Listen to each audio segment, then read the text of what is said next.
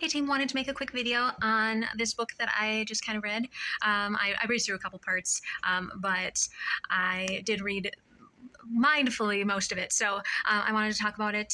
And I think that it's a very interesting concept. You've kind of heard of it, I'm sure, looking at to animals to look for strategies and ways to build and make things more sustainable or more workable in all sectors of life. It's called BioMimicry. And it's pretty common practice. They talk about architects using the structures of the honeybees, XYZ. This book actually, I thought was very interesting. It was kind of talking about a number of different things for like biomedical research and procedures that I thought was kind of interesting. It was also talking about some robots in the field of search and rescue missions. Both of those I found to be kind of beyond where I am at currently in my ability level. I think that they're very important and worth looking at and checking out. But I just think it was interesting because where I'm at right now with my environmentalism, I was kind of talking, quite a bit about, going back to natural and back to the basics, environmental, looking at, trees and plants. And so this book went a lot more,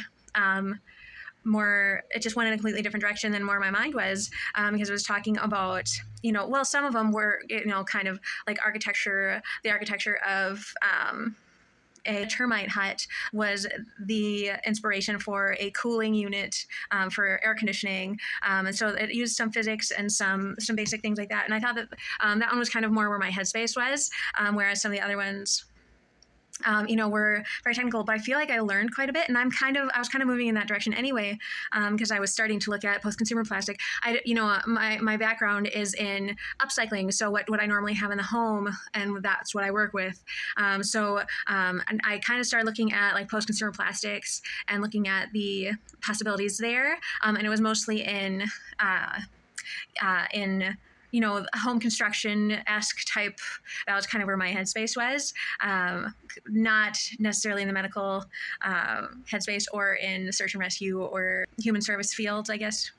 So I hadn't really thought about those. And I do feel like I learned a lot, just because it was talking about different resources that they have been using to in their biomimicry attempts, and kind of so I was learning more about different like polymers and aerogels, hydrogels, and a bunch of different things that were not really in my rhetoric. I do feel like knowing the tips and tricks, and knowing the physics and the reasons behind the engineering is kind of where I'm getting to. So I think that it was very good for me to read right now. Again, a lot of them were kind of beyond where I'm at, and where my headspace was in helping. My focus has been such environmentalism, save the planet from carbon emissions and greenhouse gases and global warming. And so I wasn't focusing on the delicacy of procedures, or healthcare per se. It's definitely been save all of the humans. Not the sick ones, so it was different in that, but I will say that it was worth reading. And it also talked about high-speed trains and different amenities and things like that, that we want to make sustainable. We want to make sure are sustainable moving forward, which also harkens to environmentalism and as well as community. So I think it's good to know those resources that they are looking into, and I'm curious to see how I can take that with the learning that I have right now, and see what I would do with it, how I could change it. Because like I said, I've always used resources that I have right here, right now. Right now, I've been collecting HDPE, plastic number 2, and that's the new exciting resource, not aerogel.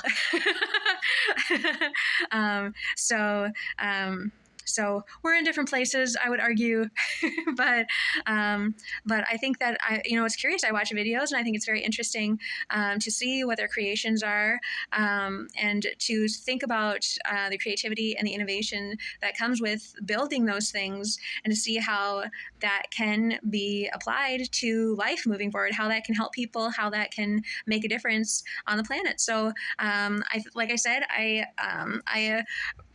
was not in the headspace for this, but I think that it was good. And I am curious about those other resources that I do not have available to me. But, hey, you never know.